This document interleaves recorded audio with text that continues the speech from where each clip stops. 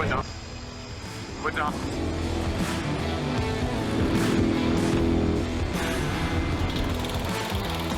I'm happy, I'm pumped, I did my job. I think I did it well. I made a couple of mistakes, a couple of kind of amateur mistakes, but I got the car here and I didn't lose the track position, and that's what I wanted to do.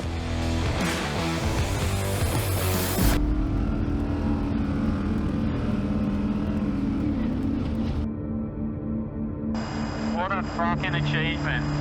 Fuck, I hope this thing gets to the end, man. Oh well.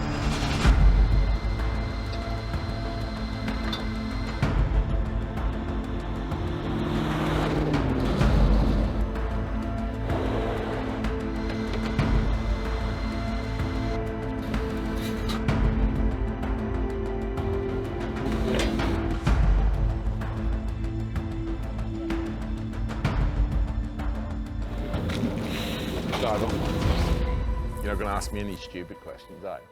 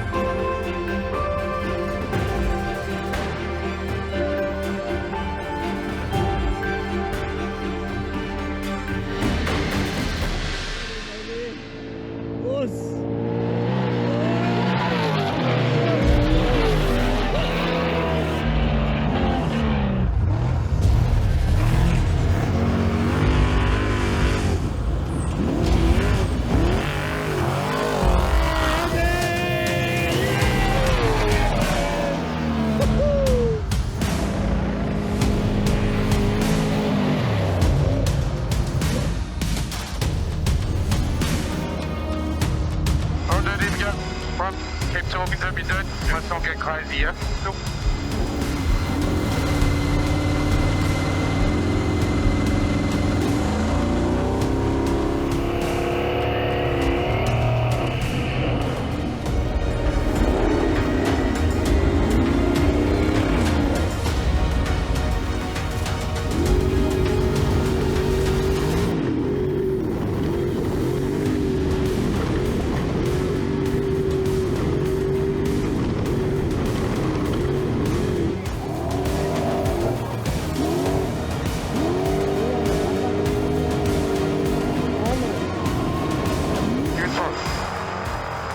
Good pace, go.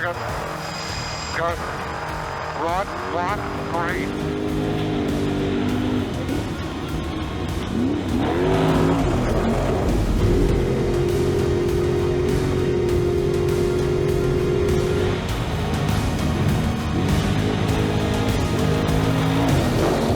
We're here at the Baja 1000. This is what this whole off-road racing thing has been about from day one. You know, everything that we've haven't achieved has all been leading up to this. You know, we're finally in the position that we're doing it. You know, my brother, my sons, Dan, you know, everybody who's involved here with me, we're here, Baja 1000. Get out of here, you're green. Still straight, you're still straight, mate, you're green. Right. Now 300 metres of right four. My oldest memory, I think, of watching Baja has got to be the Ensenada Wash. You know, the spectators, thousands of people jam-packed in the main drain that runs through the city of Ensenada. Now, it's pretty filthy. down in there. But you hear all the stories from the old races, you know, the night before the race, the booby traps that the locals would set, they'd get water trucks in there and they'd fill the wash and turn it into a lake. And some of the accidents that happened down in there, they ultimately ended up shutting it down. They shut the wash down years and years ago because the accidents were happening, and unfortunately a few people got killed down in there. But for this year, they've reopened the Ensenada wash.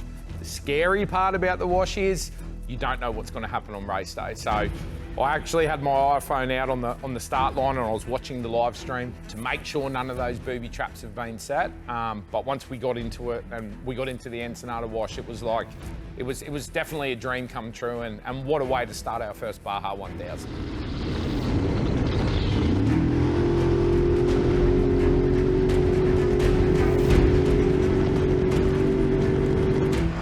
Okay, turn me up a little bit, please, mate. Okay, once you get through this corner. Left one, right one, watch the pole on your outside edge. Better, noise. Now the pole here. Right three in front, left one. Here it is, right three. After we go through the wash, we've got a really long highway section, which is awesome because you get time to settle into the car. It's a 60-mile-an-hour speed zone. And then we turn off the highway and we head up into Rancho Nelson where we qualified. Left one, stay right. Stay right here, there's holes, remember? Right three, left three. Here's your three.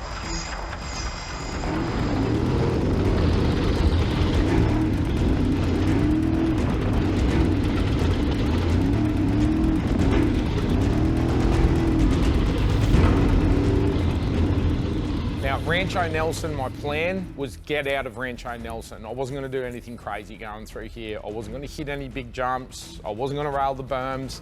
I just wanted to drive the car through Rancho Nelson because that first, you know, probably that first 30, 40 miles, including the wash and the section coming into Rancho Nelson, there's no opportunity to get it wrong in there. You know, you can end the race. It's a long day. We got 840 miles ahead of us. I wanted to play it safe and stick to my game plan. So we kind of just crawled the car through Rancho Nelson, held position. I was watching the dust in front of me, and we got the car through Rancho Nelson. And my plan was going to get up into the meadows, up into Ojos, and then I was going to start turning it up once we crossed back over the highway.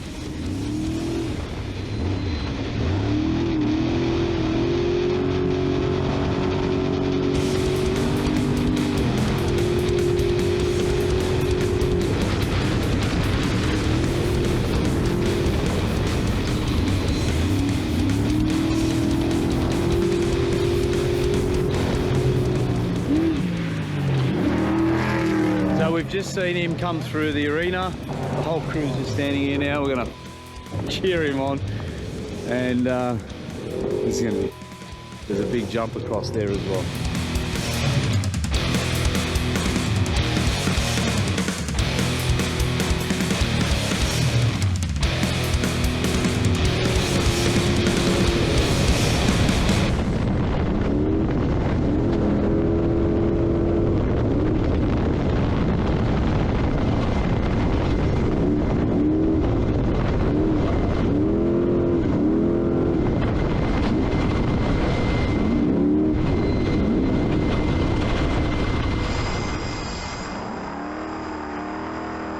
Left is green, straight. Green? Yep, jump is green. And look at the ditch at the bottom of it. There's the ditch. Right one. Got it. Right one now.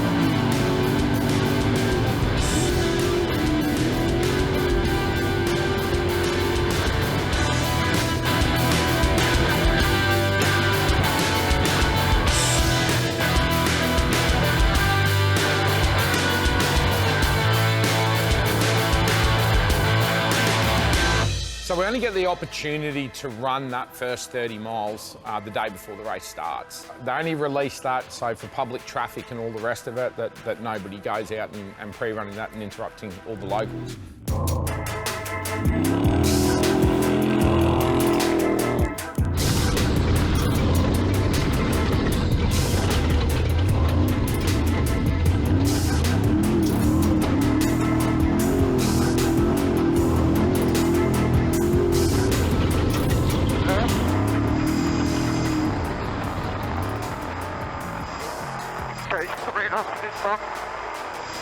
There you go, green.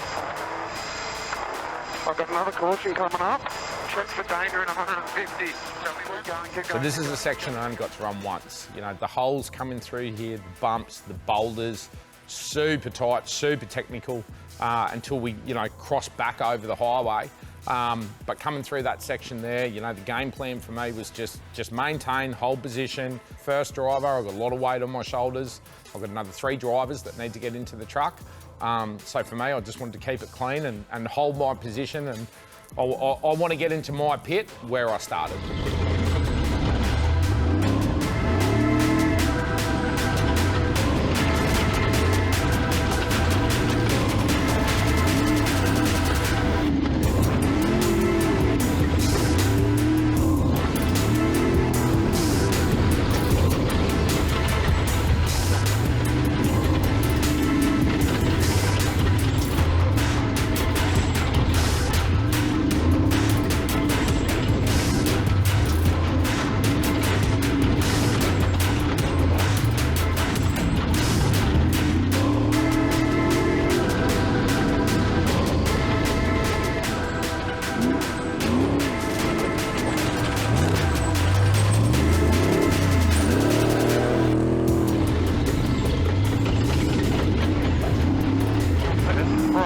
Yep. Number you. Good. Right 4 now.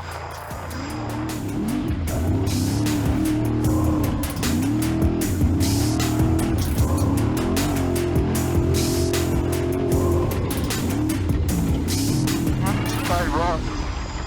Remember this? Good, you cleared it. Okay, right 1. Let's check up the ditch.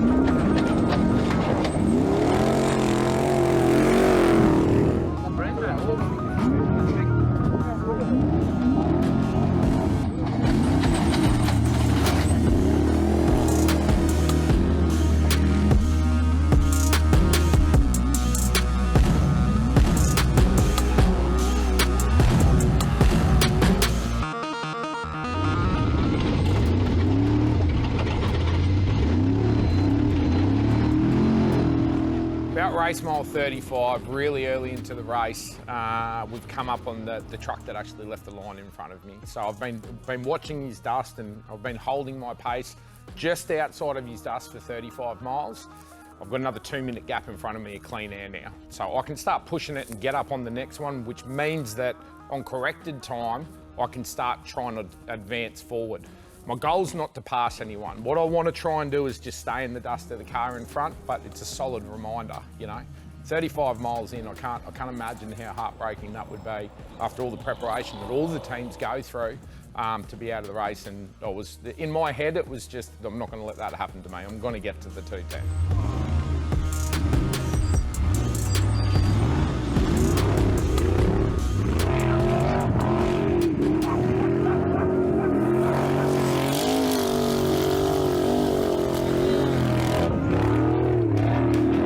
Race mile 56, I got probably my first real reminder that this is an endurance race. You know, up until about then, I've just slowly been kind of picking the pace up, staying really conservative. Again, just keeping that dust right in front of me, so I know I'm maintaining the pace to the car in front.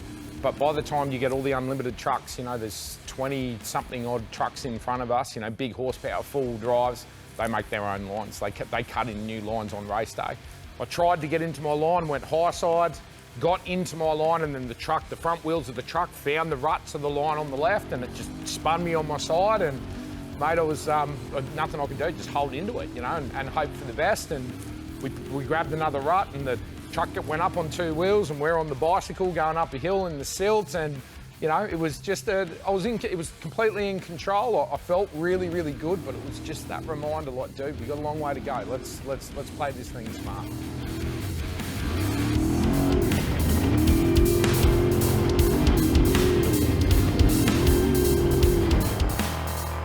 Right one, left one.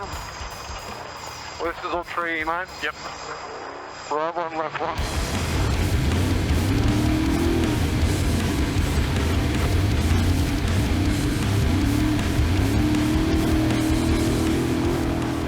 Moving for you.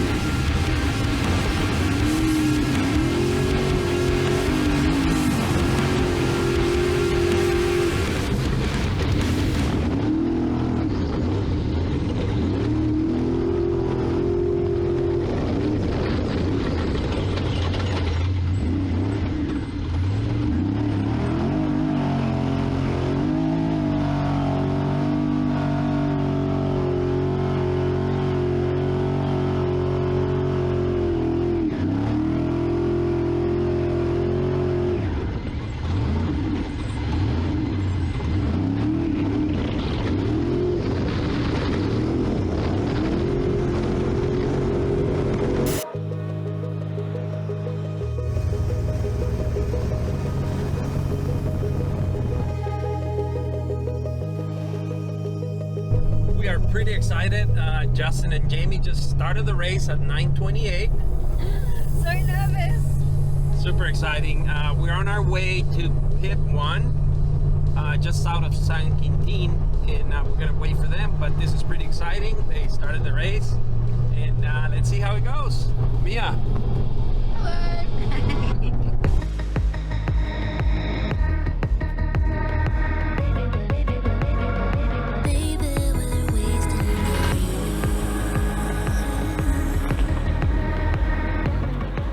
Rightio, here we are at race mile 210. This is the first pit, and this is where I get to jump in. So yeah, just getting into the swing of things, mate. We've pre-run from here 3 times now, so yeah, it'll just be about muscle memory, getting myself back familiar with the track as soon as I'm back in the truck, and yeah, just get stuck into it.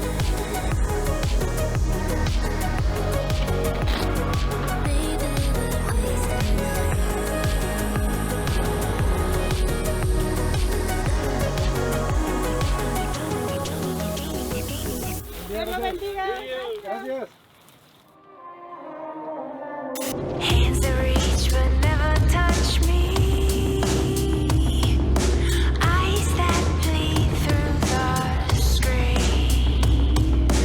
Dance for me, my pixelated dream. Eyes so big and hungry.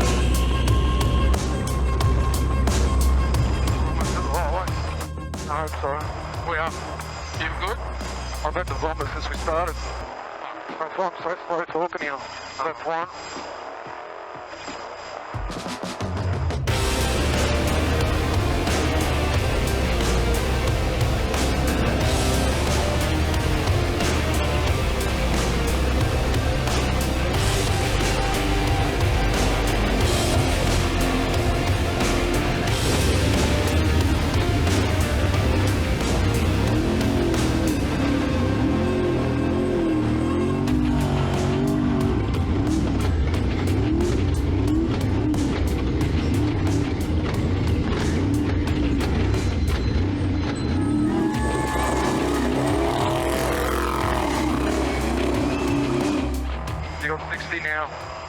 Holy.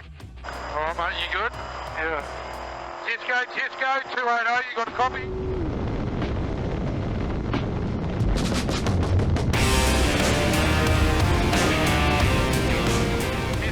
Cisco, 280, do you have a copy?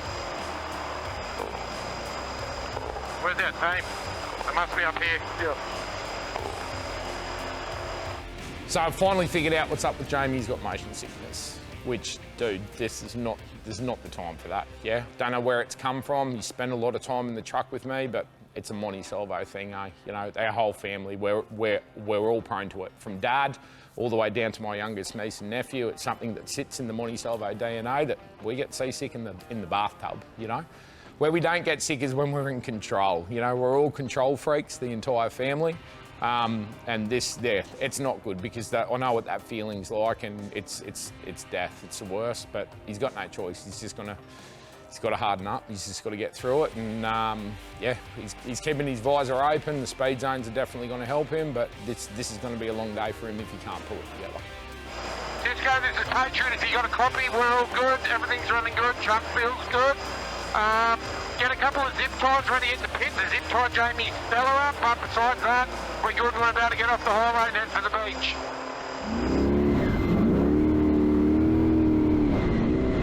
This is the dream. This is it. Hitting the coast of the Baja Peninsula in a trophy truck is what this whole thing's been about.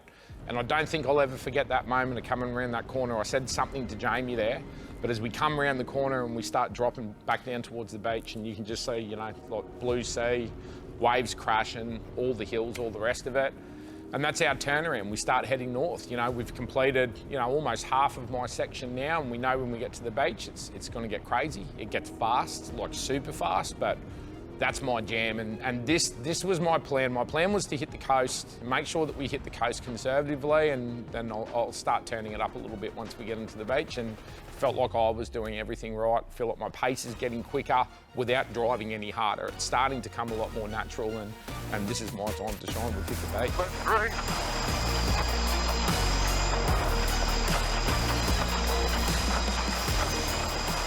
All good. Is the beach, brother? Yep.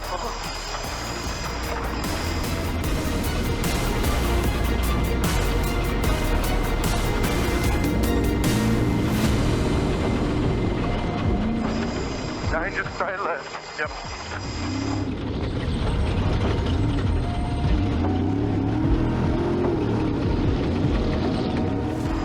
Watch these. Yep. Right, one. Just take it easy. Yep. Right one. There's a lot of cliffs here. Yep. Left one. There's a lot of bouncing too, so hopefully it's not that.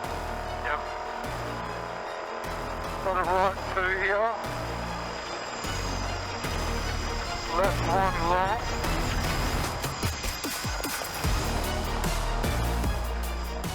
We've come up the first section off the coast, because the coast kind of dips back in and out. You get onto the beach, you know, for whatever amount of miles, and then you come into the hills and you get down onto the beach. And as we've come up into the hill section, a major terrain change has really, really caught me out. I've heard something flapping in the back. Sounded like rubber, and it was a rotational noise, like dunk, dunk, dunk, dunk, dunk, dunk, dunk, like something's flapping back there. And just as I've heard it, Jamie's got a tyre warning come up. And I'm like, oh, dude, you know, tyre warning, we're not going to risk it. Get me stop it, bro. Get out of here. Got to go. Stay up there. Get on the road. Off track. Matty's off track. I can get on the road. Matty's off track. You've definitely got a flat. Mate, I can feel it rear right. Okay. Get me on that road. Here. Do it here. Okay. I gotta do my seatbelts. Give me a sec. I'll so I can get back in.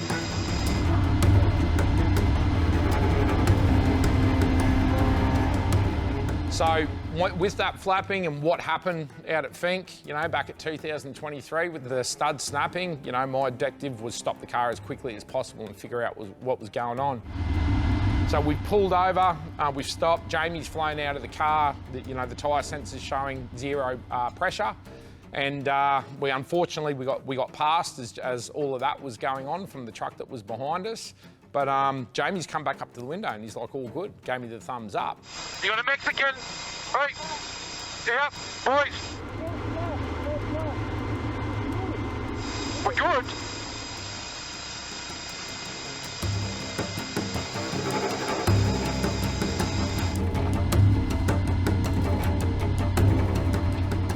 I know on one of the wheels we had a banded tyre pressure sensor on one of the wheels. As soon as he's gone, it's all good. It's popped straight into my head, that band snapped off inside the wheel, and that was the dunk, dunk, dunk, dunk, dunk, the flapping that we heard. So I think we lost maybe a minute there, probably not much longer than a minute. We pulled over in a really good spot, place of the track that I knew really, really well, and we were good to go. We just had to deal with it and know that pressure sensor was out. But it's funny what Baja does to you, you know. You start hearing noises and you'll feel something different in the terrain change. But what we have learnt now is we're better off stopping and sorting it out than making a little problem into a big one.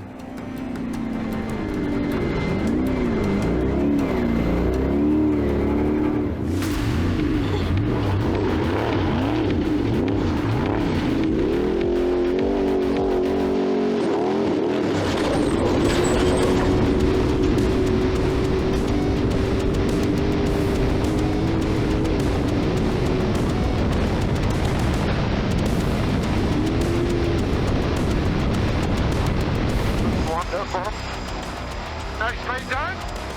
No speed zone.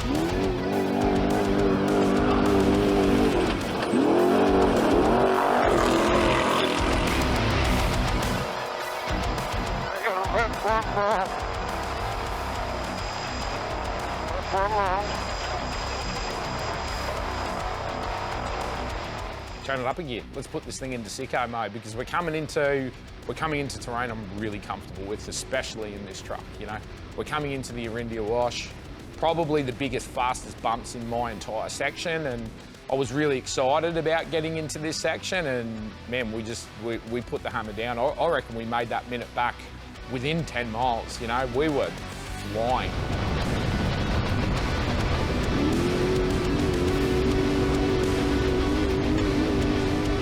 Left one, and then a right one. What do we got? Left one, right one. Right one now.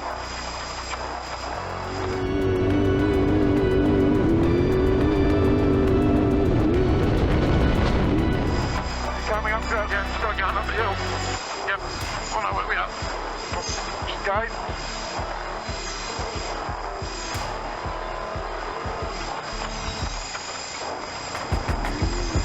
Going crazy, I'm inaugurated. Bringing greatness to the bay, I feel like Tom Brady. Hand on the game, tell them never try to play me. Want a little smoke dog, it can get haze. Act up, no, I can't behave. Okay, who can get it jumping like the wave? I wait, when we meet you on my dinner plate. What you gonna do about it? I don't always run it back, what you know about it? What you gonna do about it? We've got so much technology built into these things now. You know, we've got a live stream running off the Starlink, predominantly so our pit crew and our race team can see what's going on. We obviously lost the comms and the live stream as well, and it definitely had something to do with that connection up to the radio. We've got an iPad mounted up there so we can get split times and checkpoint times. We didn't even think about that during the race. That's a new piece of gear we put in there. We have live tracking on the car from SCORE, and we're running live tracking on our phones with the family group. So everybody knows where we're at.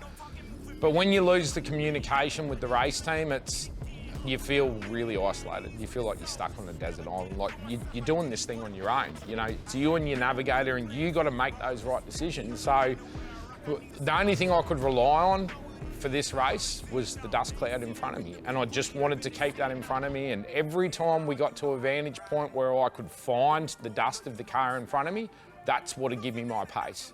If the cloud was far away, I'd turn it up. If we start getting into it, then I'd back it off, because all I want to do is get this thing to the pits in the same position that I started. It's not my job to pass cars in the first 200 miles. That's when things go wrong. That job is on the back end. That's at the San Felipe side. Dan and Christian will get that opportunity. For Jamie and me, our job is just to maintain the position and give the next drivers a good truck.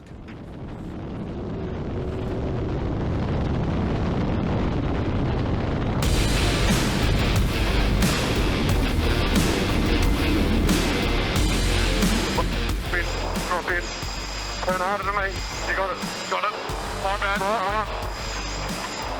Right, one.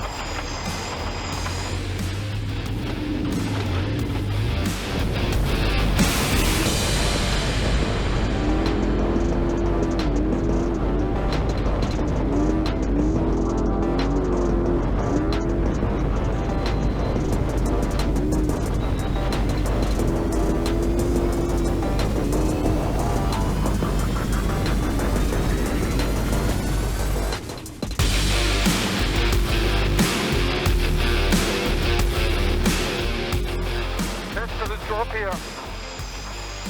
Are we on it? Yeah, this is that launch. That's on the video.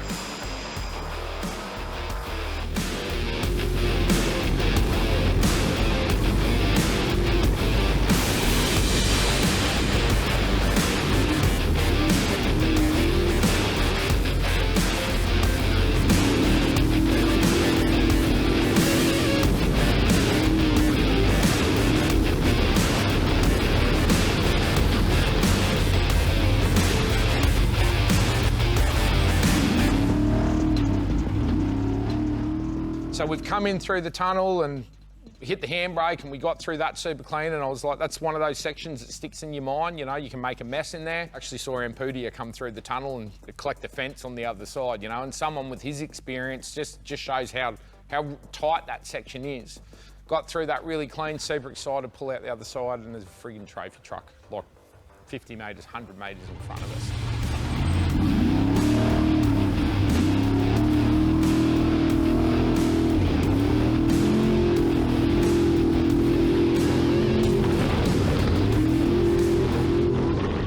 You got to keep in mind here, because of the way that SCORE runs now, the starting order that we start is not by class. So I can have trophy trucks or unlimited trucks behind me or in front of me. Unfortunately, I've got upwards of 1,000 horsepower two-wheel drive trophy truck pulled out right in front of me. My first instinct, and I think if you watch Patriot Games, man, when I see another race car on the track, it's like a bull to a red rag.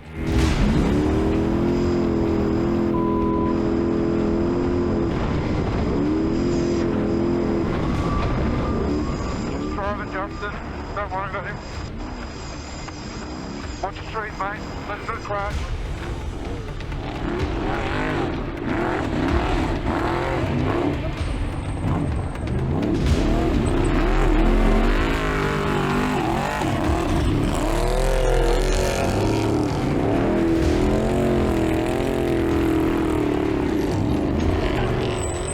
That's the first thing that went through my mind, and instead of sticking to the plan and pulling back from his dust, I'll just hit the accelerator. Like, I'm going to catch him, yeah?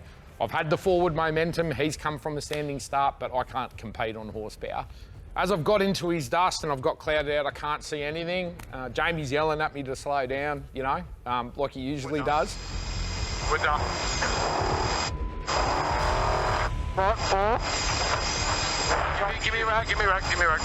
Where are we going? Right, left.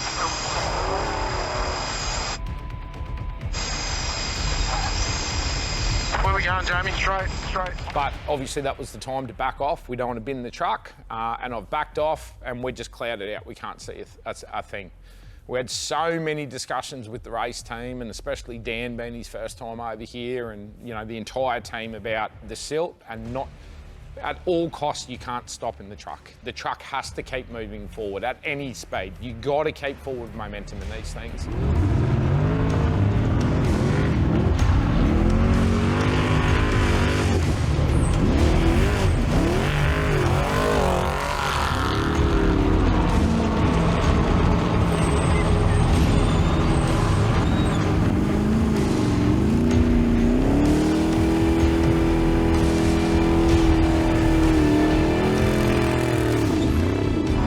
Take your foot into it. Take your foot into it. Go left. Straight, keep going straight. Straight. Straight. Straight, straight. Just stay here in his up until it clears up. So the problem with where we were in the dust and we can't see the truck, we're relying on the GPS, is I can't come to a stop. I've got to keep forward momentum. So I bring the thing right back to a crawl and I start using all of that experience that we have from our lifestyle, everything that we do, all of the beach driving, all the trips to WA and all that sand driving that we do, it comes in really handy when we're racing Baja. So it's just keep that forward momentum, let that dust cloud kind of disappear, let him get out in front so I can get some clean air, and then we'll get going again.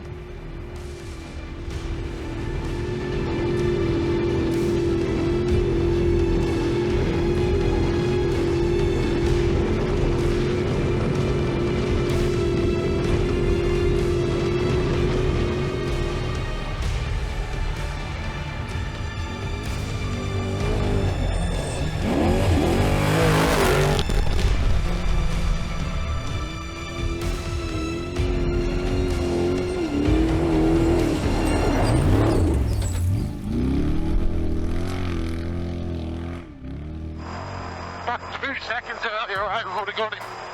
Yeah.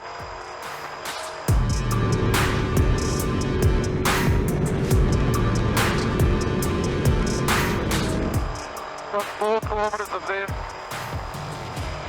Watch your water on your face. Yep, got it. Serious, come right. Give me a rack. Yeah, I got it. If you come right.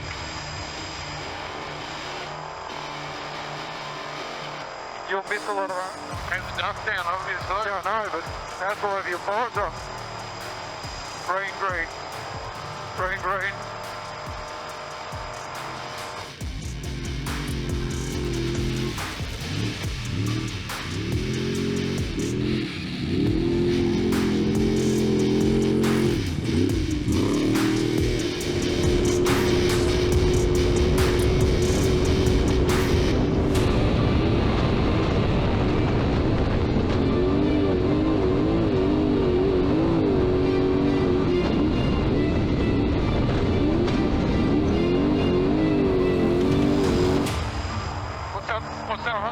Smell it. Yeah, what's that oil smell? Smells like gear oil.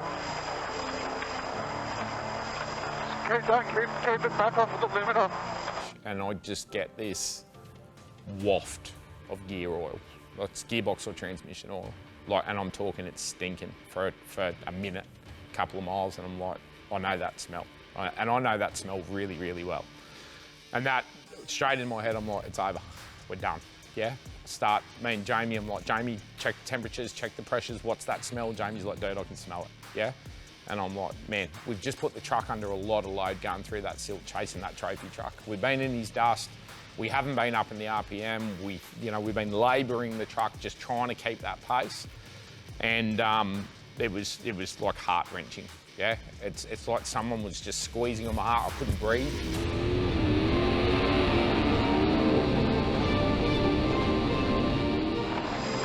I can smell a lot of dust. Might be him. And here's a trophy truck. Yep. The smell goes away. That smell might be. Smell's gone. It was in. So we pass him, we pass that first truck, the smell goes away. I'm like, awesome. We get another half a mile, smell comes back again. I'm like, oh no, it's over.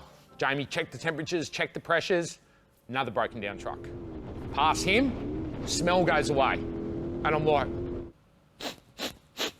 I'm sniffing and I'm like, oh my God, I can smell fresh air. Jamie, temperatures, pressures, we good? He goes, yeah, man, we're good, let's go. Bang, we're into it, back into the race. That was so friggin' scary, and yeah, I wouldn't wish that on anyone.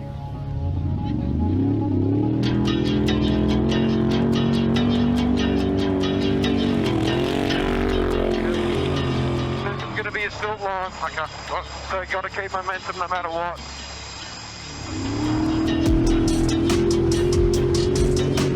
We're at about race mile 160-ish, 165, and we spent so much time pre-running mapping out the silt beds. I spent a lot of time with my crew in the silt. Unfortunately, all of my pre-running, I didn't have Jamie with me because he was pre-running his section. So I tried to really familiarise myself with this silt bed, but this silt bed had a VCP right at the start of it where you get into the thick of it. So my plan was to come in, hit the VCP, collect the VCP, and then there was a line that was cut in that was burnt in on the right-hand side. So I was going to take a hard right and drive all the way around the silt bed. Johnny, over here. Where's the VCP? Tell me when I hit the VCP. Have we hit it? Not yet. Got it, go right. That's the line. That's no, you haven't hit the VCP yet. You're fine, Mark, you're fine. Nobody looks in here. That was the important thing. Making sure no one was in here.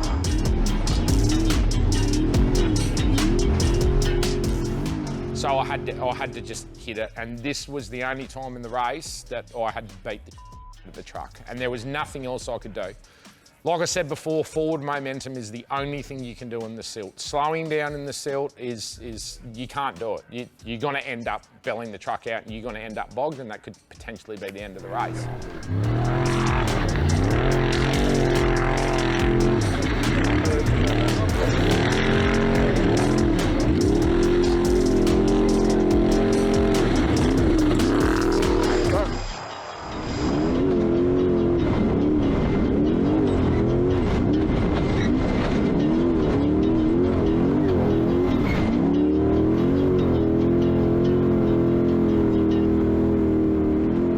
Second part of driving that silt is you've got to keep that nose popped up. You've got to keep the front off, so your brakes almost become negligible. You can't touch them, you can't use them. You've got to drive the truck through the silt off the throttle. You've got to keep that front in the air. So, you know, I think I probably banged it back in maybe first gear I would have been in and just revved the shit out of it, and we just, you know, it was kind of all of the, probably the experience of dirt bike riding is what really came into it, and it was just on the throttle, just whop, whop, whop, keep the front up.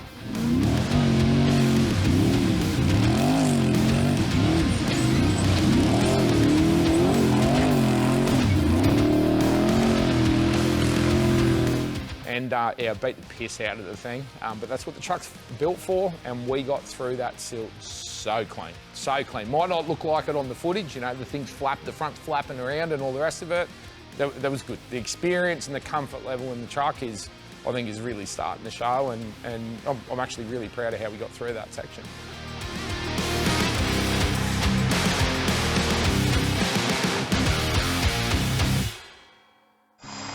Still in a speed zone.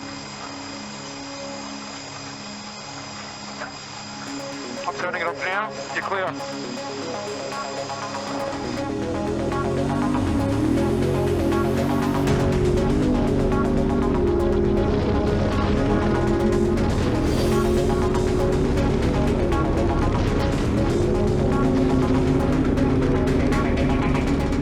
It's 300 metres, left 35. 200 metres, you see it?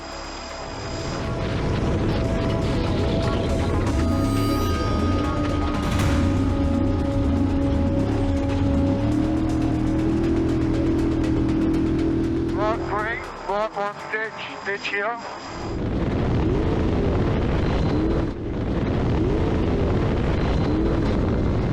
Jamie and I didn't say anything at that time. We didn't even mention it, but that was a bit of an oh-shit moment, you know. We weren't inverted, but you know, we were probably a good 80 degrees and come down on the front wheels and bounced off on the front wheels and settled the truck, and we're getting really close to the driver change. We're getting close to the 210, and so far it's a good run. I've got that dust in front of me, exactly where I want it. I'm right sitting exactly where I want to be on the car behind, and at this point feeling really good and starting to feel like we're going to make it into the first pit. Right, Cliff.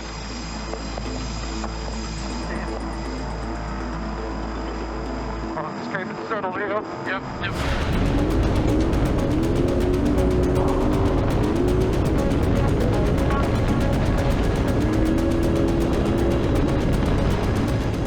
Not taking any checks. Yeah, keep it settled. Yeah. Race mile 180-ish, 185, you hit a cliff section on the beach, and that is like the scariest shit I've ever done in my life. The scariest thing I've ever done in my life. There is no opportunity to get wrong here. You get it wrong here, someone's going to die. There's a 50, 60, 70 metre cliff drop straight into the ocean floor. And it's wide open, top gear, third gear, and it's wombat holes, or what we call in Australia wombat holes. So the truck can get really, really unsettled through here, and I spent a lot of time pre-running through there, but my plan here was just 60%. As scary as it was, that was another really, really iconic moment for me. You know, I've watched, like I keep saying, I've watched this thing my whole life. You've got to compose yourself and remember that you're in a race, but you also need to understand the achievement that you're going through, what's happening at that particular point in time, because that's a memory that'll last a lifetime.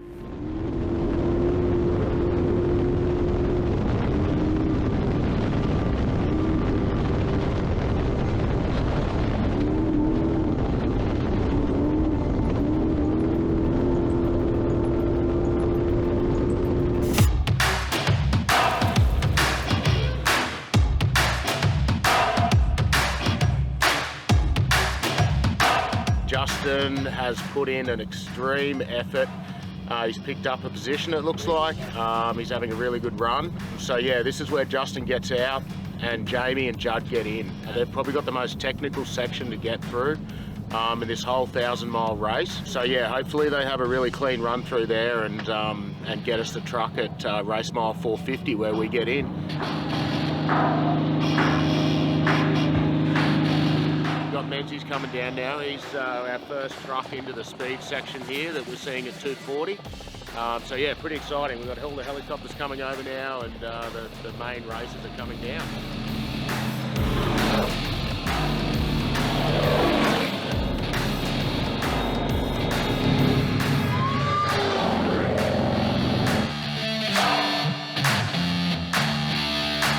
We're just waiting for Justin to come in. Everyone's ready. We've been waiting. We're at the 2:10 mark. We're just doing, Mia and I are doing timing between each of the cars just so he can see that when he gets in. I'm really, really excited. I can't wait to see him, and I'm sure he's going to have the biggest grin on his face.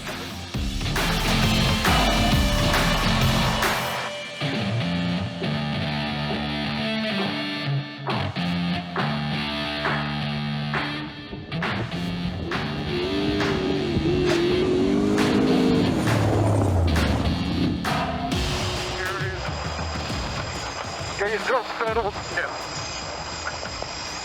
We want to be inside, eh? Be wherever you can get. So.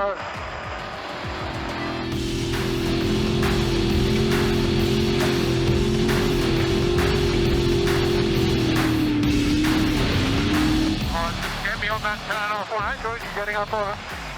Get going.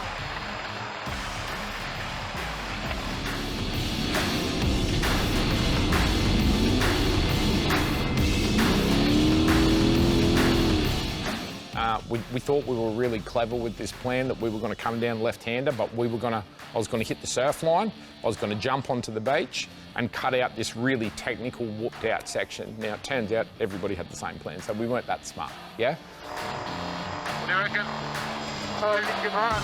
Too risky? I reckon you could run it. But right now. Okay, let's stay up here, mate.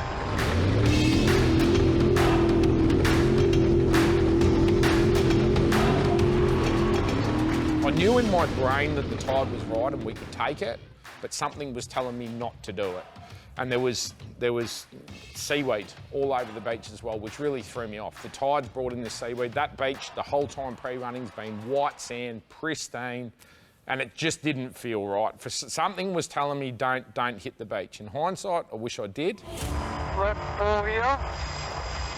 Stay tight. Stay tight. Watch Paul. Paul, back it up, far. I'm gonna get bumped. Gone to tip the car into the berm, but the front wheels have grabbed the ruts of the track on the other side, and it's literally just pulled the car straight into the post.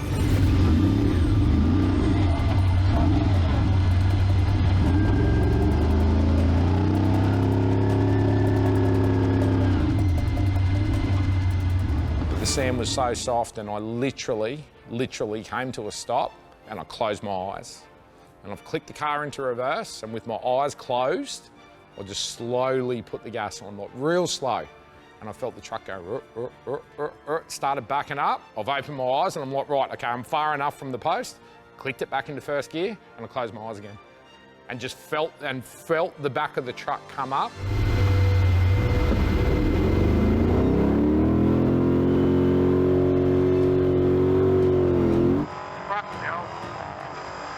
Right now.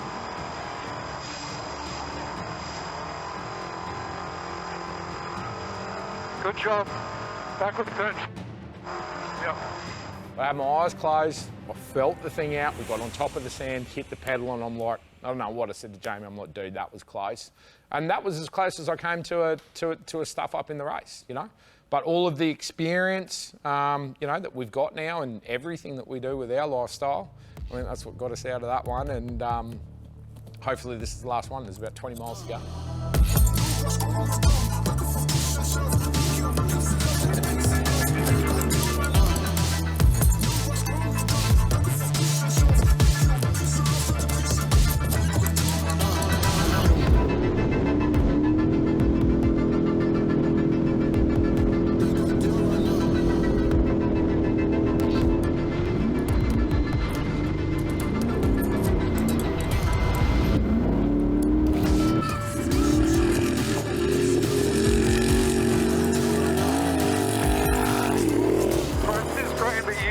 Judgment. Yeah, mate. I haven't been here. Yep.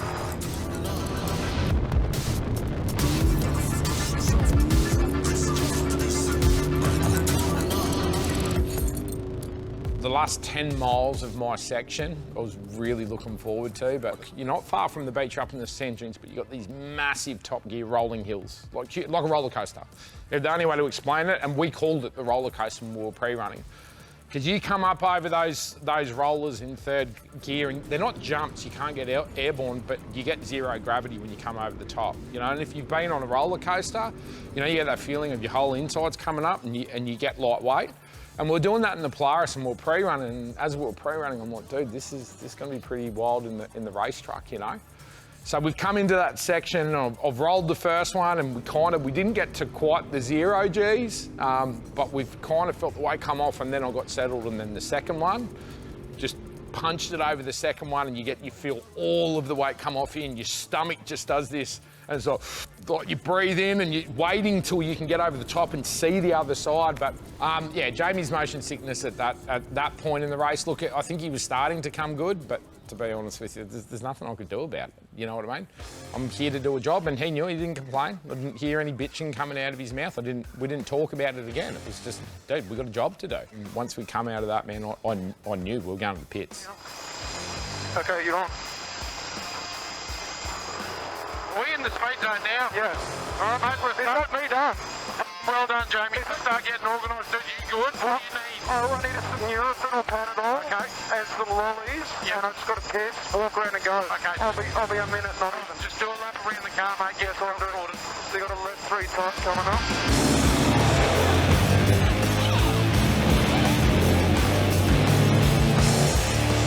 Boy, take care of the trial. Safe, mate. All right, thank you, mate. Well done, man. Take care. Thank you.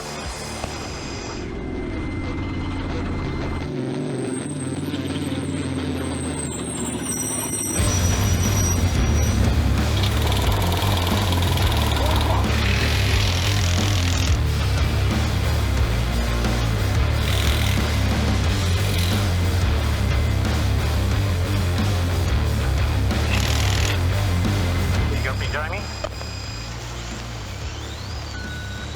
Ready to race, John?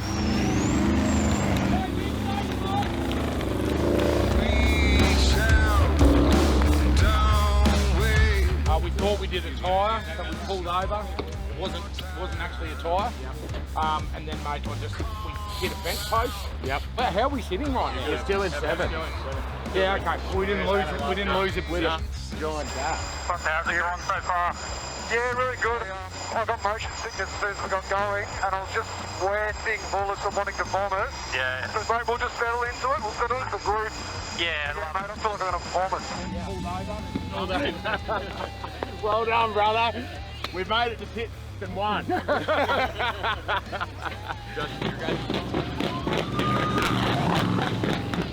Oh, I'm happy. I'm pumped. I did my job. I think I did it well. I made a couple of mistakes, kind of amateur mistakes, but I've got the car here and I didn't lose the track position. And that's what I wanted to do. I've handed Jamie over a good truck. Not an issue, not a problem. We didn't get one flat. I blew 2 corners, but didn't catch any rocks that I thought might be an issue. I really babied the thing. I stayed off the rev limiter. I was soft on the transmission. You know, it's 1,000 miles. Me being driver number 1, my job's not to give it full send. I did get a little bit hot in the car a couple of times, but I mentally just backed it off. You know, I'm driving 1 out of 4 guys here. That's a lot of pressure to get the car, but my job's done. You happy? Yeah. You proud of your daddy? So proud. Yeah? I love you. Love you. I'm saying, look, I get to be here with Mimi. Yeah, we'll jump on the live stream. We're going to get over to the 450, Race Mile 450. See Jamie come in and get Dan and Reese in the truck.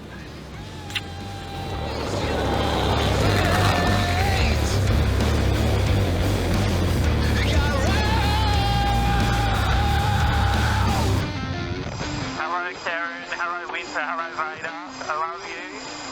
I love you too, John. That's what they say. Rally. I think you're right.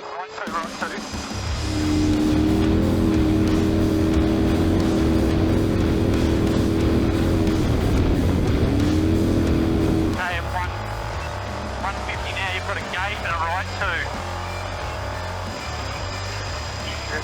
Yeah, just ease into it. Good one. All good. I couldn't see it from far.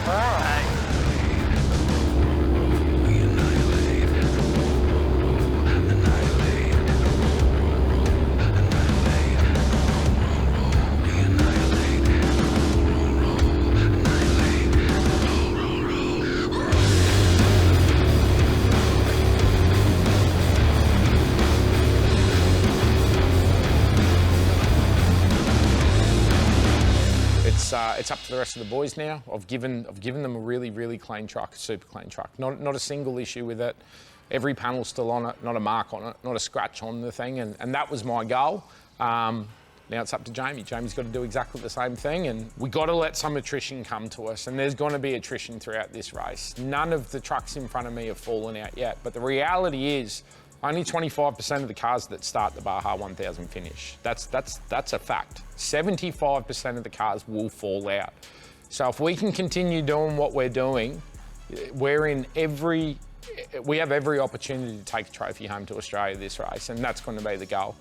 Now it's time for Jamie to do the same thing. Let's see what he can do, and when we get the car up into San Felipe, that's when we're going to put the hammer down. Yo, you got me? All in all, I'm really happy with my run. Like I said, we're 10 minutes behind the leader at the moment, and yeah, it's probably where we want to be. It's exactly where we want to be. These guys seem to be pushing hard out the front. Dan and Christian. Yeah, well, Dan and Christian, they're the most capable out of the whole team. So the two of them can start pulling some time back when we need to, if we need to, you know. Just enjoy it, son, and great job. Thanks, Dad. Bye, Rob. Son. I'll talk to you soon. Take care. See you. Bye. Bye. See you guys. Bye.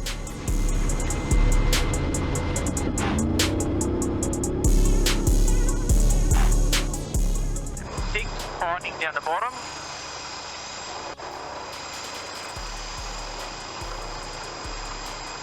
Can't see shit. You got right? Keep on around. Good work. Oh, we got someone behind us. Don't go around us. Right one. Left one. Okay, right one, left one. Don't cut. Don't cut. Don't go around us when they get close. Okay, right two. You're right fight at the top. Hold one on the right. There. I've got to miss it. Yeah, they can take it. Right one, left one. Left one, right one, sorry. Left one, right one. Just take it easy around this one.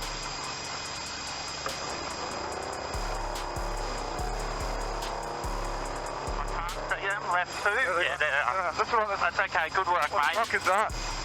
It's 209. Right one. Go. I can't see anything, dude. That's okay. Right one. Good work, mate.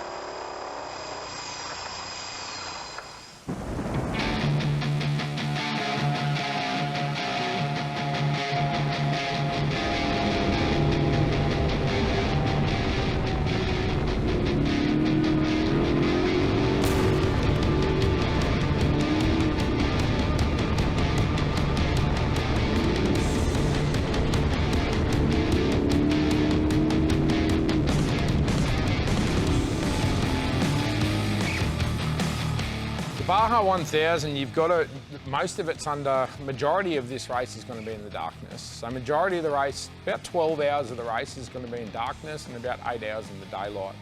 So my section's taken me about 4 hours. I got through it much quicker than we anticipated. We thought it was going to take me somewhere around 5 to 6 hours. So if everything continues the way that it's going, about 5:30 it gets dark in Mexico or just before.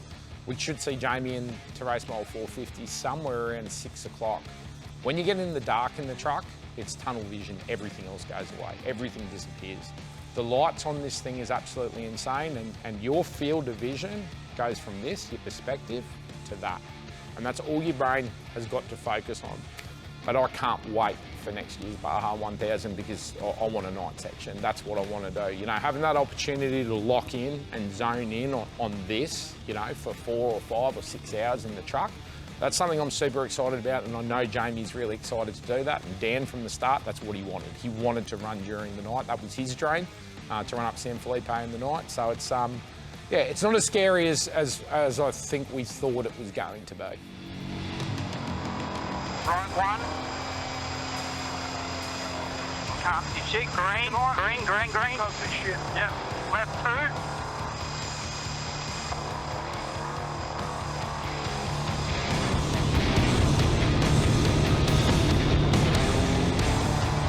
One coming up, you're right now. What a time to get dark. Got another right one coming up now. That's okay, mate. Still good. Coming up on a left 4. Into the sun. This is going to be tricky. Left 4 now. Great steer.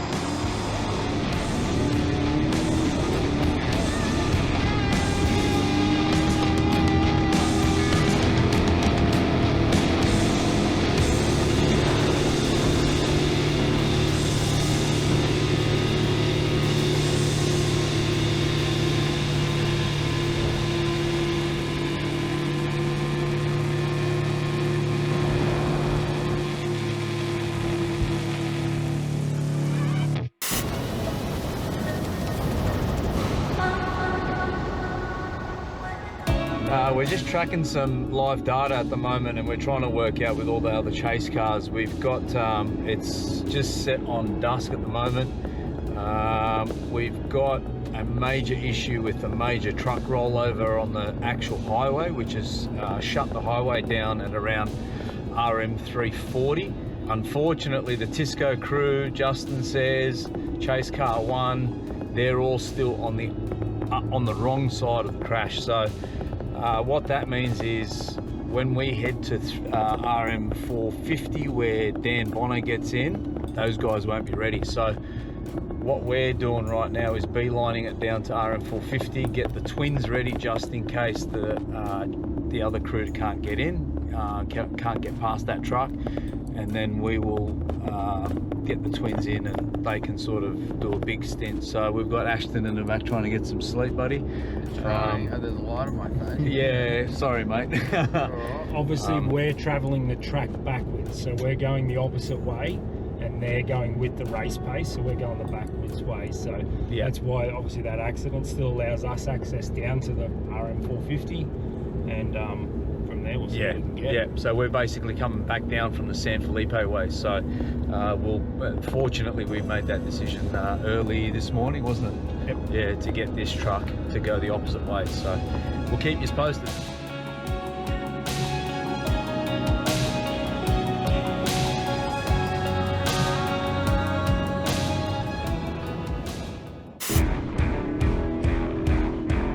We're going good, there's no car stuck in here.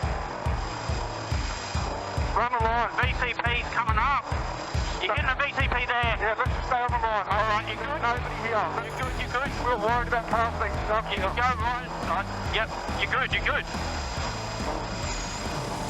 Just carry momentum through here, you're right. Good work, Jamie.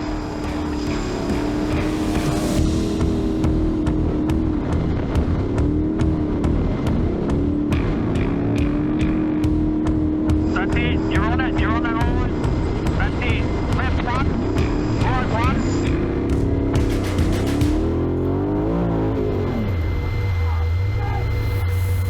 That's it, you're on that line.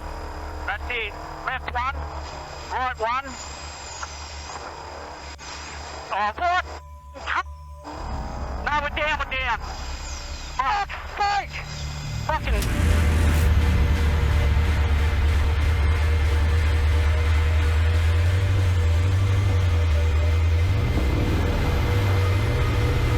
Stay there. Let me try something. Let the light Get right out of the fucking road. No, we're down, man. I'm out. Max tracks. Max tracks.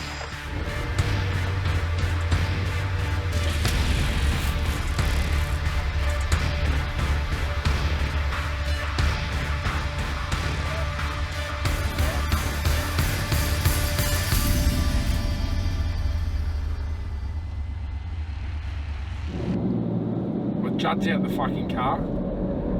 Yeah, it's a quad bike. I think they've just pushed it off the track.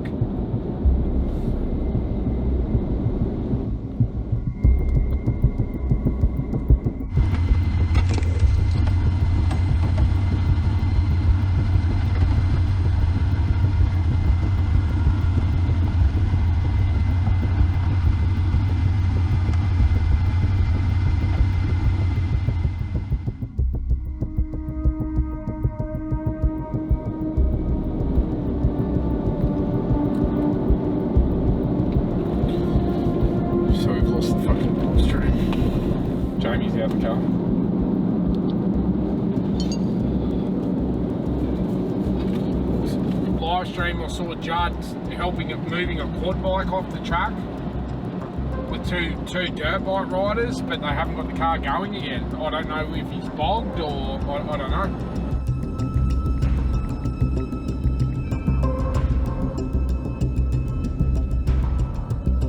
Not that far, mate. Just keep following this road.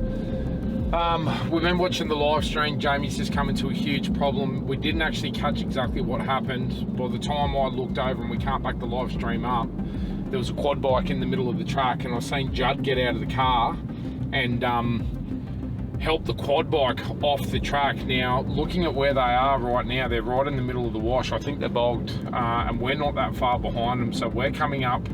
We're about 15 minutes away from the turn-off. If they don't get the car out, I'm going to get to the turn-off. I'm going to get the Razor off the back with the recovery kit.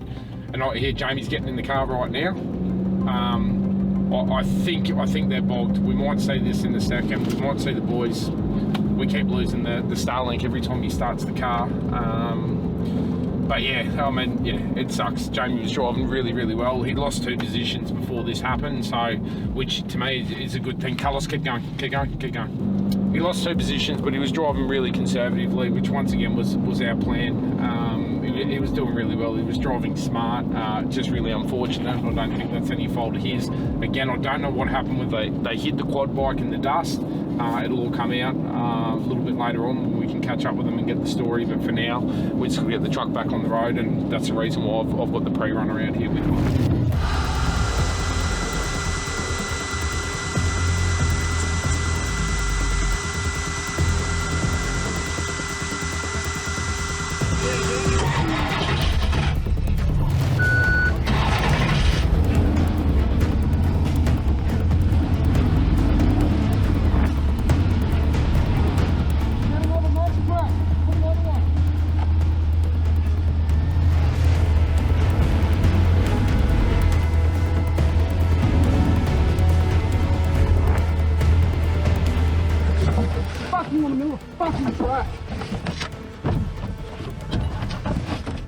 Gotta get the gearbox, gotta get the thing out.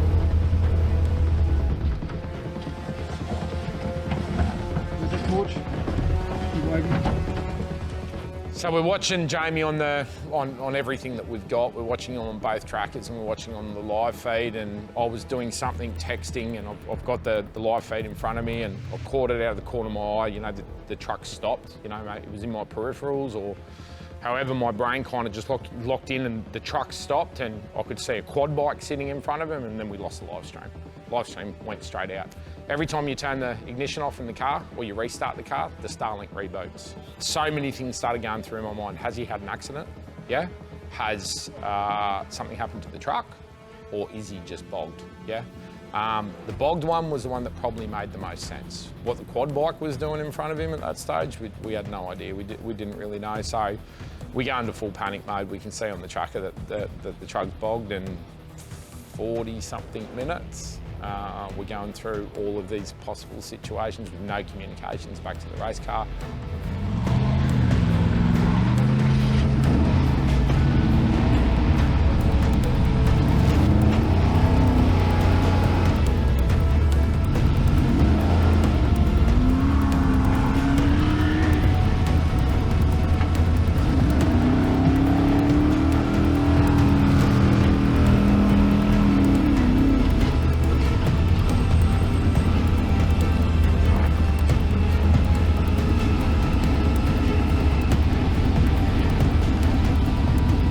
The reality of it is I was watching the race disappear.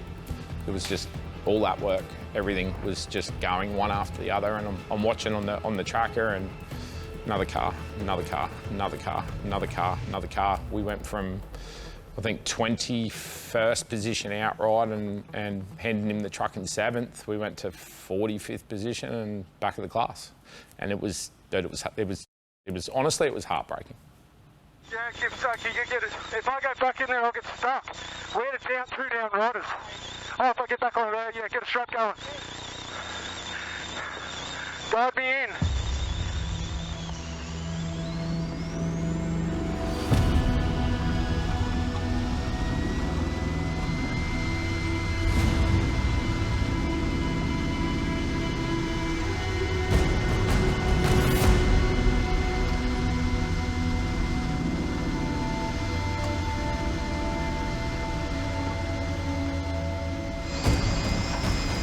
I cannot get bogged.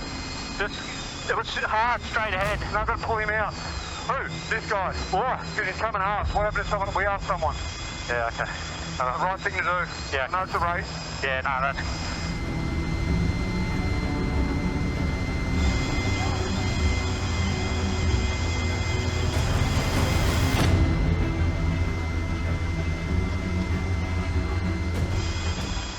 We got to do it, mate. If it was us, we'd want it. Yeah, no, I agree. You're doing the right thing, buddy.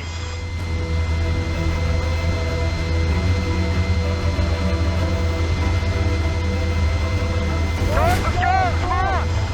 That far. These are all legends.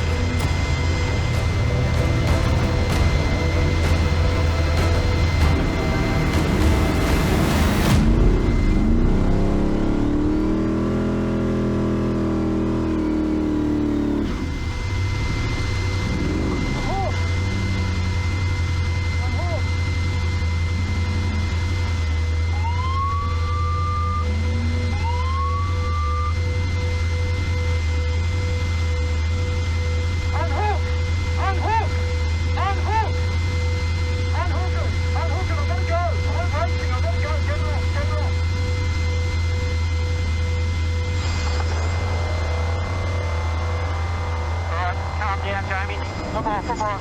Get me out of here. Where's the BCP going? I can't see shit. Put your arms down. The BCP. Yep. We're going right for it. We're going right to the BCP. It's on your right. Do I go right here? Go right.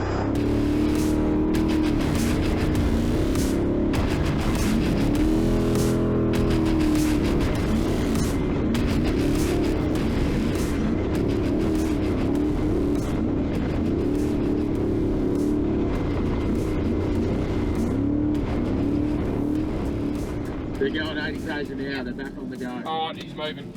Yeah, awesome. All right, unreal. Ready, mate? Gold, mate. Okay, I'll see you at the 450, mate. Now, all right, they're out. The boys are moving. Good. Okay, we're back on.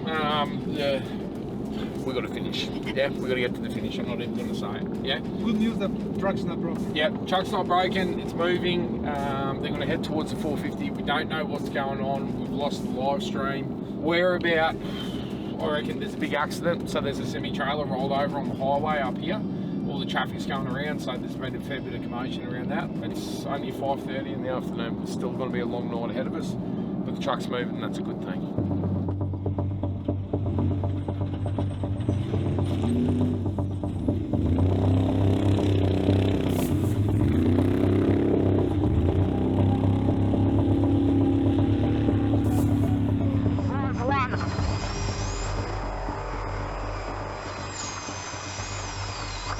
Here, mate, this is where we're going to take this whole line to the left. Where? Keep going straight, keep going straight. This is where we go down on the BCP, goes right. Right, 2. Whoa, stop. Just go over to the left. This is that BCP we're going to hit. It's over there. Where? Yep, go through there. Where? Keep right now, go right. Did we get it? No, stop. We're not going to worry about it, dude. Right there, that's it. So the truck's been on the road for about 9 hours. Jamie's been in there the entire time, obviously navigated for me for four and a bit hours, and then going through all of that, you know, the fatigue's obviously starting to set in. You know, there's some silly things starting to happen there at night. And look, from a couple of perspectives, obviously he's tired, but he's also frustrated, and with the racing mentality, whether you think it or not, you're going to want to try and make that time up. You know, you can't. The time we just lost, you know, I think it was over 50 minutes all up, between obviously him getting bogged and helping those other guys out. He's a better guy than I am, because I wouldn't have done that. You know, I know I wouldn't have done that. I would have said no, because the opportunity to get bogged or hurt the car. But he's done the right thing. Jamie and Judd have made that decision. They've done the right thing. They obviously know that the race has got away from us, and they've helped out another competitor, so good on them for doing that. But yeah, the fatigue's definitely, it's definitely starting to set in.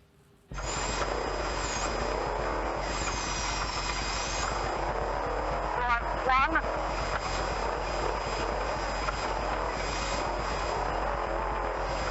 Left 1. Left 1 in 150.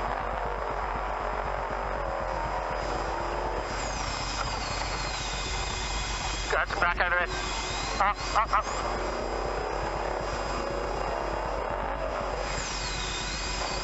Again. Fuck! I'll try and push you off there. Try and push me off.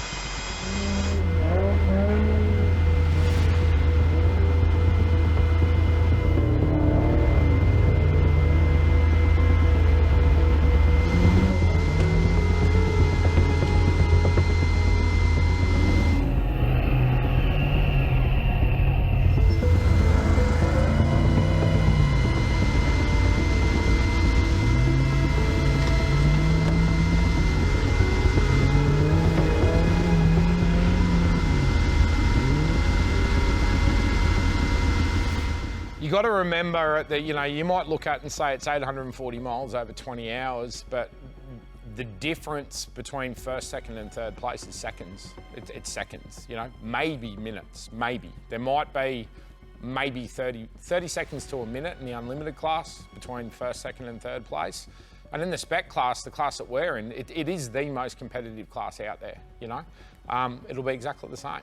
A minute or 2 minutes over 20 hours wins or loses this race. That's the reality of it. The 40, 50 minutes that we just lost, we can't get it back.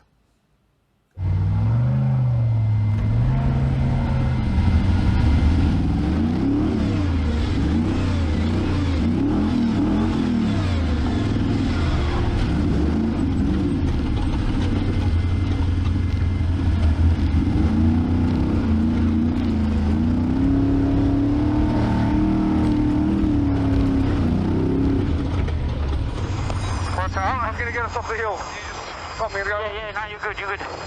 Alright. I should be missed that. Oh, I missed that. What's that? How the fuck did I miss that corner? Nah, mate.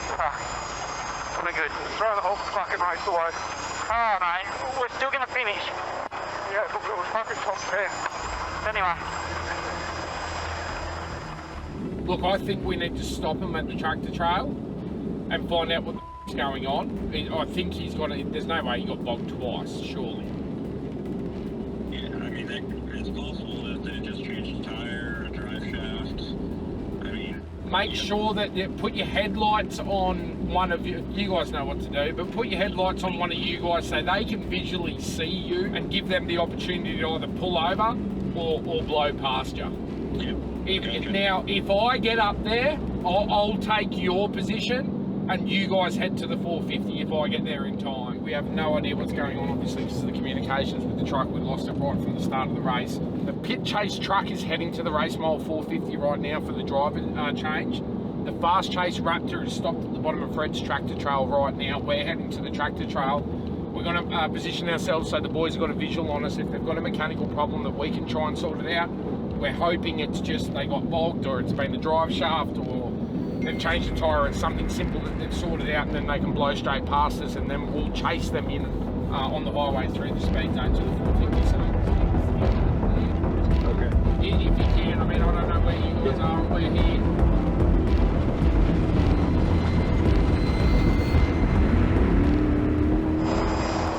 Into another left one.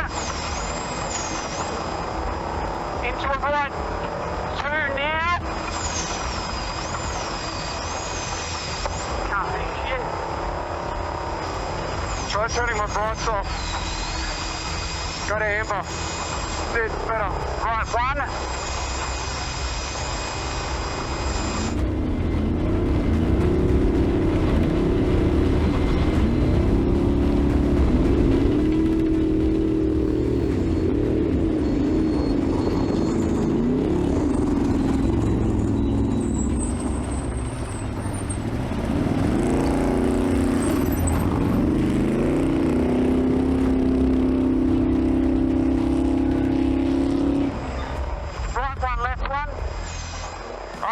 Watch it.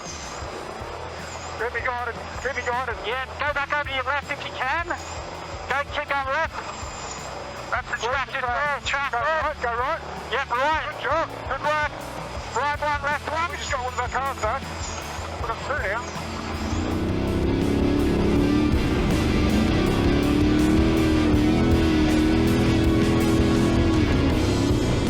You're on it. To the right 1. Keep into it. Good work, Jamie. Left 1, right 1. Let's do that. Just relax. Left 1.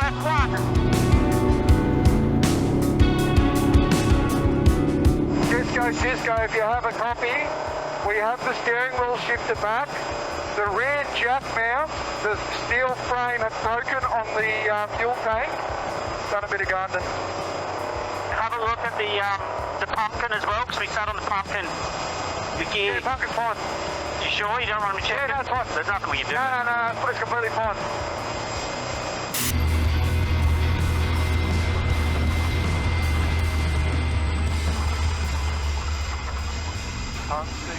Okay.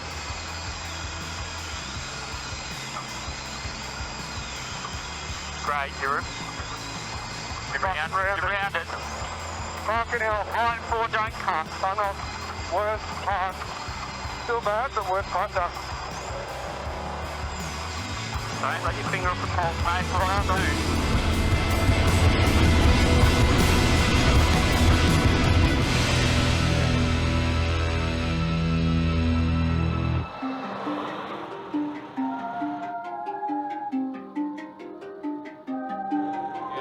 If you want mechanical reasons, if you got an extra seat, you can keep John or myself with you and have the rest of us book it up, so at least you have one of us. I'm thinking if he hits the road, yeah. If he makes it onto the tarmac, he's going to make it to the 450. Yeah.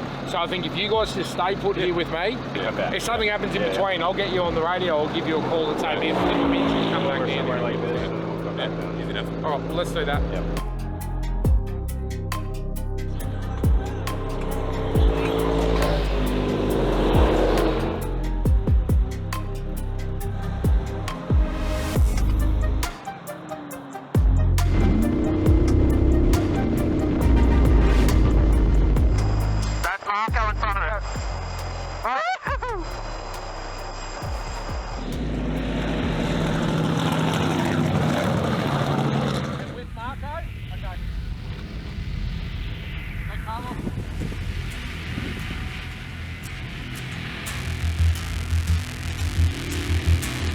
Oh, what happened? Why are we stopping?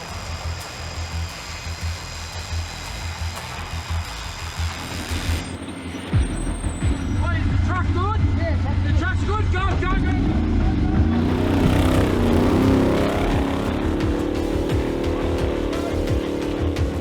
All right, I just caught Jamie on the highway, handed him the radio.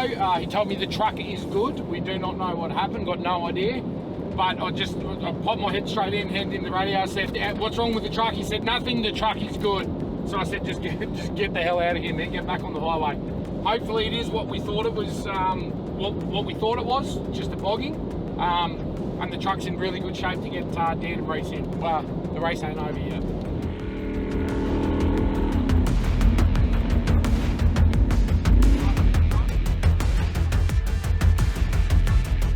Just talk to them. Car's good.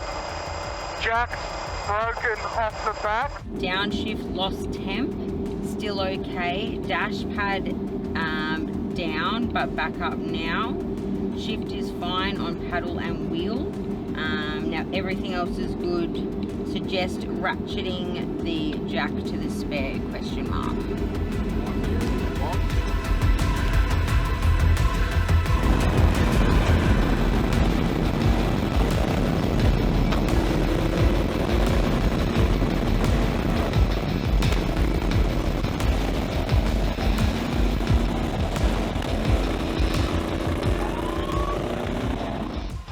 I can't believe we got that done.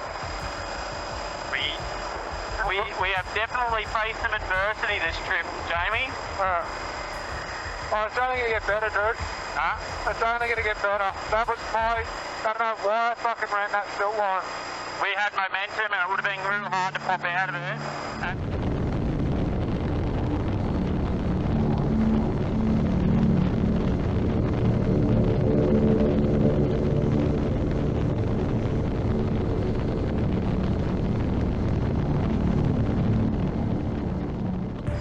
What a fucking achievement. Fuck, I hope this thing gets to the end, man. It will.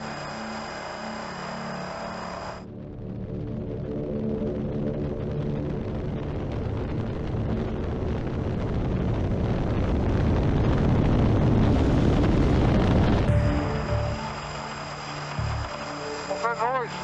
I don't know, it's jumping play. I don't know, I've got anything, no alarms have come up. Power. What speed did he got it set to? It's about 46. What speed? I've got an issue.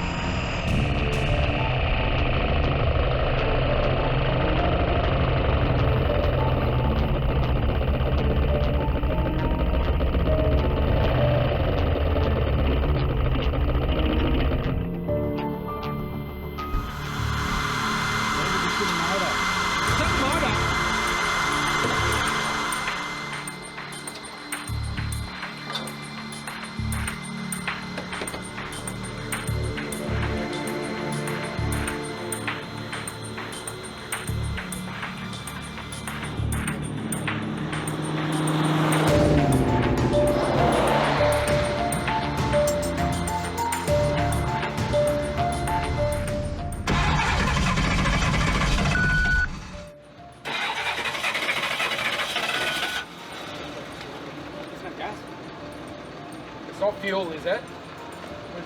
Is it fuel? Get that fuel can out. Is it fuel? Where's our fuel level? No fuel. I don't know. Give me a second. Work light, please. Work light. Work light. Give me a light. Now give me a look at scroll through.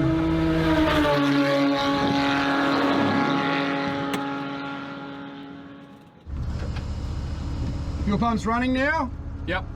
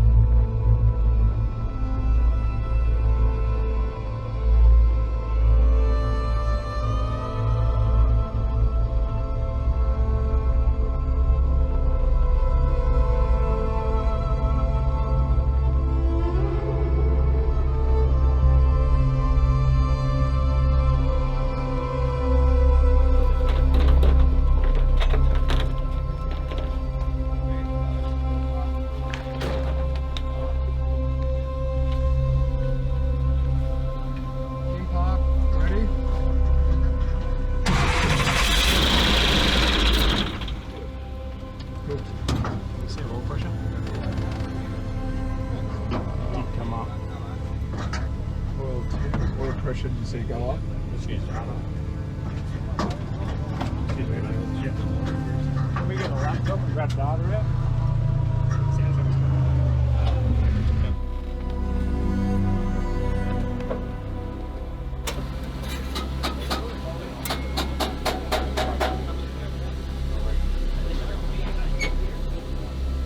See the gold, you got a bit of a tinge to it? Yeah.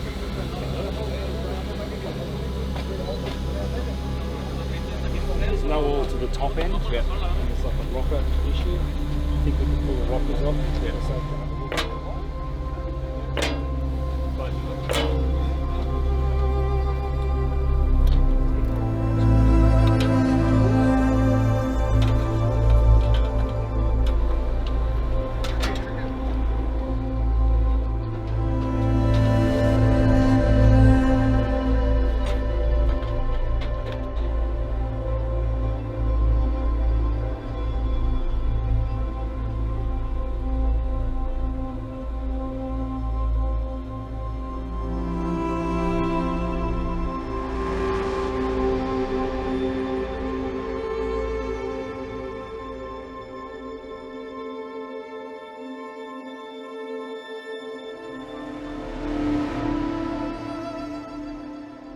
I can remember flat towing it. I don't think a word was said in the car. I don't think one single word was said by anybody in the car. And it took us about an hour to tow into the pits, somewhere around an hour. And I seriously, I don't think a word was actually said, nothing. And it was just, man, it was just that feeling, that feeling's shit. That feeling's horrible. And yeah, you don't wish it on anyone. Phone out, and then we were just sitting there just cruising along, talking to each other and stuff, and that was the end of it. Well, we were literally just like popped and farted a little bit.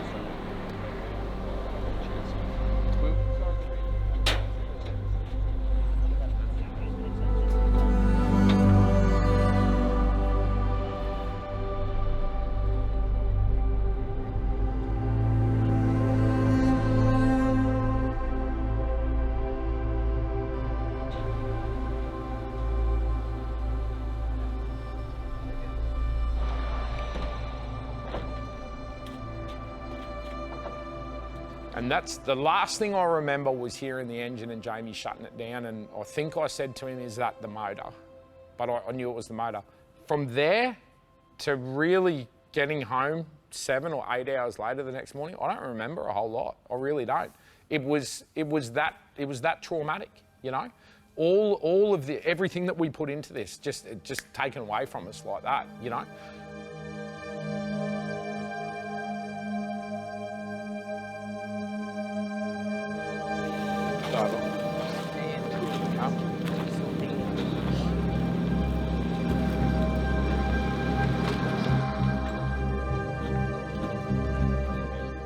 Ken from High Talk's given us the news after he's diagnosed. You know, he's got the rocker covers off and he's diagnosed what's happened, but all he's done is confirm what we knew.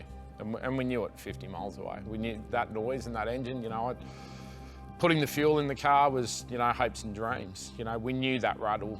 You could hear that rattle from a mile away. The engine was done, it was cooked. You know, something was slapping around inside of the cylinder, you know, cracked piston or something like that. It's dropped a valve or valve spring or... The first thing you do is you start playing the blame game. That's the first thing you do. It's because of this or that guy or this guy or he didn't do this or he over-revved that. And that's the first thing that starts going through your mind. You know, the rules state we can't change engines. It's the only thing that we can't change. You know, that's part of the SCORE rule book. So for anybody who says, well, why didn't you change the motor? We can't, it's illegal. We're not allowed to do that.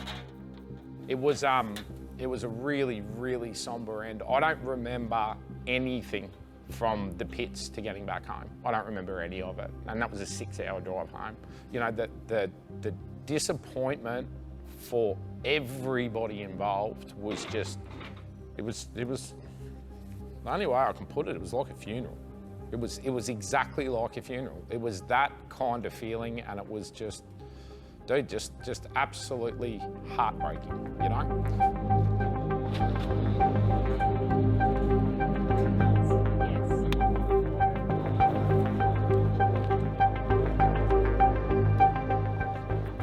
there's no one to blame.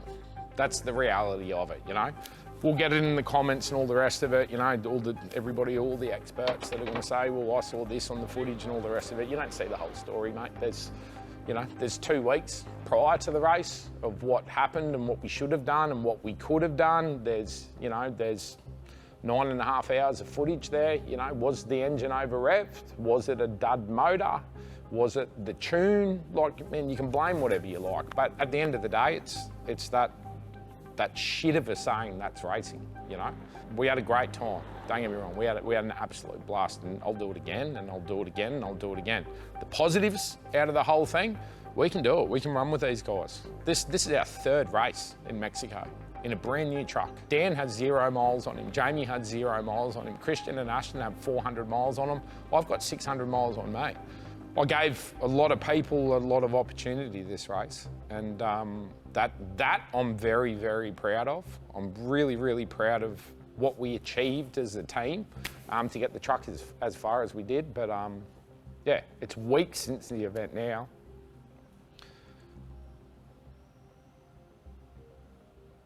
It still hurts. Yeah, guys.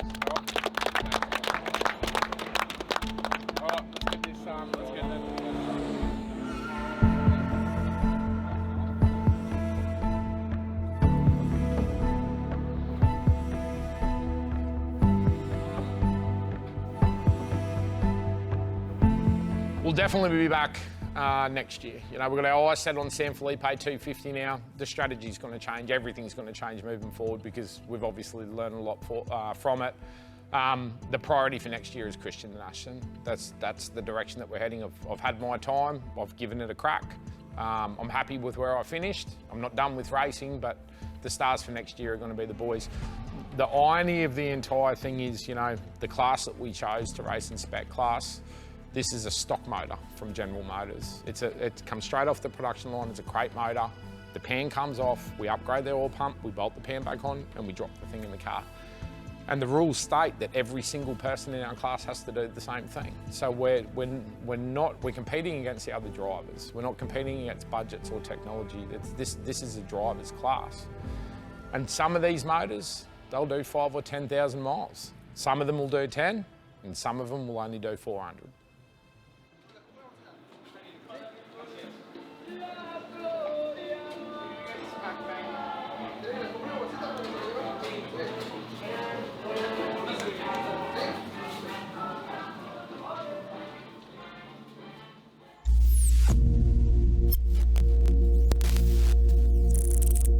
Couple of things that need to be said. First of all, GMA Australia and the United States, you know, these guys, I rang them a couple of weeks before the race. I needed a hand financially with the race and the relationship I had with those guys.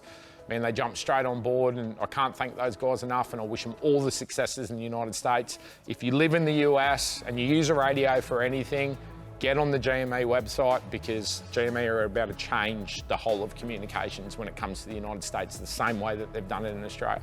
Crew here at Patriot Campers that obviously keep the business running, keep everything ticking over and everything happening while I'm away for 2 or 3 weeks, 4 times a year, out chasing another one of my dreams. Thank you very much to all of that team out there. Obviously to the family, Sarah, who puts up with this for I don't know what reason. I don't know why. I do know why. It's because she's a badass wife and a badass mum, and she wants to see all of us succeed in anything that we do. Mia, my lucky charm, you saw her, you know, babe, put it down to you. Obviously the way that I run was for you being in the car with me. You know, that's why I call her my lucky charm. To Christian and Ashton, the boys, really disappointed for you, heartbroken for you, but mate, you got all the time in the world to show everyone what you can do. The Bonners, the Bonner family, Dan, Ingrid, Jacob, and Reese, Dan's navigator. I'll make it up to you, you know that. I'm sorry you didn't get in the car. I wanted to see you guys complete that dream, but it's not the last time that you're going to see Dan with Patriot Racing, I can guarantee that. Jamie and Juddo, boys, it is what it is, yeah? We've put in the work. There's no more that you could have done. I'm really happy, Jamie, that you got the drive, and Judd, thanks for all your support over the years. Kent and Andy, you boys, badass. You're part of this team. You know, I don't want to go back to Baja without you. The things that you guys do for us behind the scenes. You both run businesses. You're both away from your families, and your babies out there supporting this dream for us as well. I can't thank you two enough. Absolutely amazing, and lock it in. We've got 4 trips next year into Baja. And my Mexican crew, Marco, obviously, you know, my brother, who wouldn't miss anything. What you don't see behind the scenes is him driving up to LA to pick Sarah up because he doesn't want her crossing the border on her own, and chaperoning the girls around, and anything that the race team needs, he's there to support it. And Carlos, mate, thank you so much. You and your team, you know, the crew that you guys brought out with you guys, our Mexican family, really looking forward to doing some more racing with you guys next year. And lastly, every sticker that you see on the side of the truck, there's a relationship behind those stickers. They're not, you know, they're not just financial contributors to the race team. These are people that I know and trust and help me out on so many levels, and help us get to the race. And I'm sorry, I'm disappointed that we couldn't give you guys what you want, but I'm sure it's also coming, and next year we're going to put the work in to make sure that happens. Team at Tisco, you know, we definitely had our disagreements post-race, but we're all on the same page. You know, that's racing. You know, there's no one to blame. It is what it is. It happened. It's about how we move forward and what we're going to do for next season. That's going to keep this train moving. It's been an amazing season with Tisco, and such a big learning opportunity to do that with these guys and get to know them all and what this is about over here. You know, we couldn't have done it without them, and I'm really looking forward to seeing what we can do together for 2026. And obviously all the other competitors, you know, the boys that finish out the front of every class, yeah, unbelievable. And I'm stoked to be out there with all of these guys, and the relationships that we're starting to build with some of the other races is badass. And specifically to Wheelie and Toby, like, boys, you know, if you need me to swing you 50 or $100 so you can tip in a little bit more fuel into the truck, maybe next Baja 1000 you can get a win. It's actually not funny at all.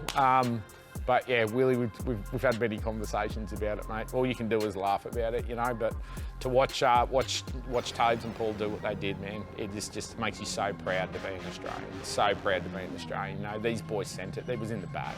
And boys, I was cheering you on harder than anybody at that track. At one stage, actually, I was parallel on the highway coming back into Ohos besides Toby, before he ran out of fuel. Yeah, a bad error on their behalf, but those guys, they definitely make Australia proud, and hopefully we can get up the front of our class, and I hope more that we see some wins come out of that team for next year, because they're more than capable of doing it.